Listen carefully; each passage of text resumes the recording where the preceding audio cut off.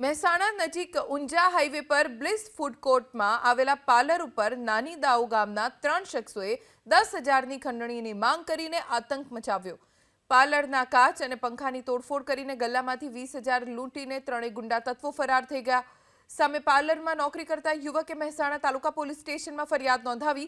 સોમવારે રાત્રે 8 વાગે મૂળ રાજસ્થાનના ભીમ બડાખેડાના રહેવાસી પ્રભાતસિંહ રાજપૂત નોકરી પર હતો ત્યારે GJ024189 નંબરની કાર લઈને આવેલા નાની દાઉ ગામના કિરણજી વનરાજજી વાઘેલા, સંજયજી પ્રભાતજી વાઘેલા અને ઓલિયાજી લાલાજી ચૌહાણે ધમાલ મચાવી। ત્રણેય લુખ્ખા તત્વોએ અહીં ધંધો કરવો હોય તો દર મહિને 10,000 ખંડણી આપવી પડશે તેમ કહી તોડફોડ કરી।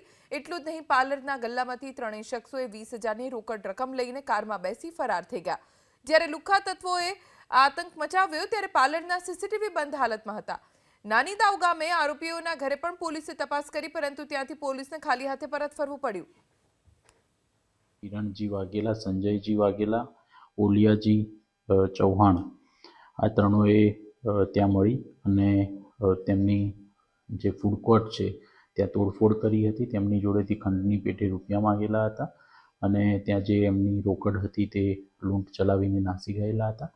સમગ્ર બાબતે તાત્કાલિક પોલીસ ત્યાં પહોંચી હતી અને આ બધાને કોર્ડન કરેલા હતા, પરંતુ શરૂઆતમાં તેઓની વચ્ચે કંઈક સમાધાન થઈ ગયું હતું, જેના કારણે થઈ અને ફરિયાદ દાખલ કરવામાં આવેલી ન હતી। ત્યારબાદ લગભગ 12 થી 15 કલાક જેટલા સમય બાદ ફરીથી પાછું ફરિયાદ નોંધાવવા માટે ફરિયાદી આવેલા હતા, જે અનુસંધાને પોલીસે અત્યારે ફરિયાદ લીધેલી છે।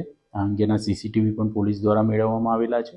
સીસીટીવીના આધારે પોલીસ નક્કી કરશે કે ખરેખર સમગ્ર મામલો શું બનેલો હતો અને આમાં જે આક્ષેપો છે તે પૈકી કેટલા આક્ષેપોમાં તથ્ય છે અને કેટલા ટકવાપાત્ર છે